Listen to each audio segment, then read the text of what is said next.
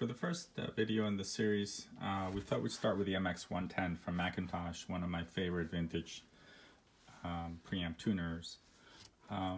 This one in front of us is Z serial number, which came after the M.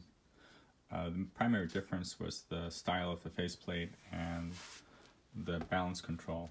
On the earlier M series, the balance control was a slider potentiometer that would fail over time, and the ones that we've had, we've always bypassed them. But this is the later model, the Z series, in pretty sweet condition, in this very nice black and champagne gold finish.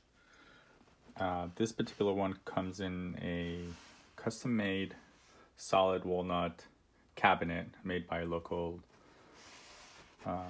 cabinet maker with a clear plexi top, which is quite striking for this piece.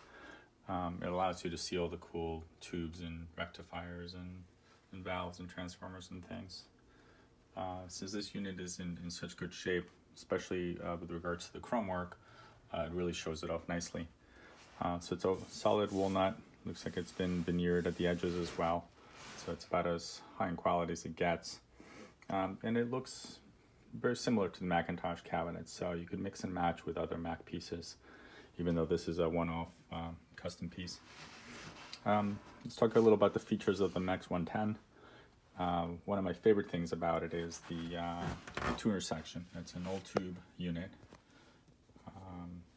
and the tuner uses this really neat indicator. It's an actual tube that has this fluorescence in it that's used often for either as a VU meter or as a signal indicator. So as we sort of tune stations, you'll see that this tube will react to it and give us our signal strength. Other things to point out about this preamp tuner are the various features. It really is a full featured unit.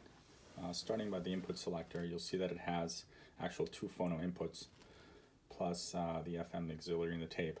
So, with a comeback with turntables, there are a lot of our clients have either turntables with 2 arms or have the luxury of having 2 turntables, and this preamp will handle both.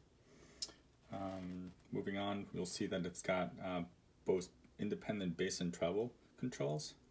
And what's neat about it is that they're not just independent, they're also independent for left and right channel. So if you've got an oddly shaped room and you want to play around with the bass and treble response, left versus right, this is the one. In the center, you'll see the power switch here and the balance, pretty self-explanatory. There's a muting button here for muting the tuner. That's this one here. There are filters for both low and high, a loudness compensation, tape monitor, and phase 0-180 switch. That's the last one here.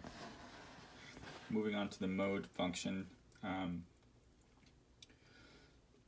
Nowadays, you're more likely to just keep this on stereo mode, but in the old days when you had your regular recordings and you wanted to play around with inverting left versus right or sending sending one channel to both speakers or vice versa, this was pretty versatile, especially if you had a mix of mono and stereo recordings. Nowadays, we kind of just leave it alone in the stereo mode, unless you've got a mono recording, which can sum it up for left and right here. This is your tuner control, and this is your volume on this side. And then lastly, the pan locks here allow you to lock the unit into the cabinet, which is a neat feature of pieces from this era. Pan locks in conjunction with a wooden cabinet made a really nice solid fit. This particular sample has really clean glass. All the writing and the lettering is intact.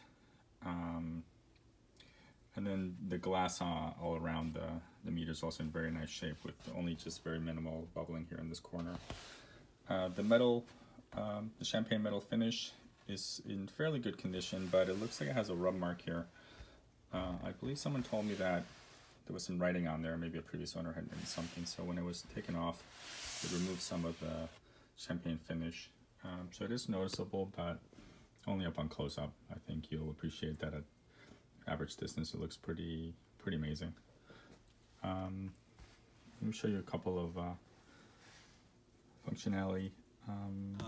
So we're hooked up to a powered speaker, so I'm able to sort of go through the tuning range here for you.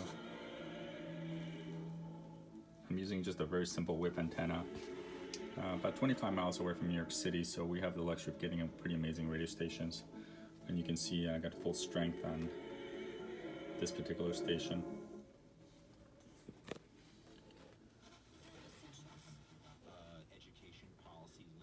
Pretty neat altogether. Now let me show you some of the stuff in the back. So flipping the unit around, appreciate there seems to be a main stereo outputs. Let me go to this angle. Tape outputs and also a summed output. There are 3 convenience outlets for connecting power amplifiers and other devices. Here's your antennas connection for 375 ohms. And then all your inputs, tape monitor, auxiliary, a tape head, the 2 phonos, and then you can see the pan locks here in the corner. Overall, really nice chrome work on this unit. They tend to rust as they were at some point kept in someone's moist basement, but this one seemed to escape that altogether. And here's another shot of the 2 tubes and the chrome work within the unit. Alright, I think that's about it. This would pair nicely with maybe a 2125 or a 2105 from the same era in a wooden cabinet. Also available on our website. Thanks for watching.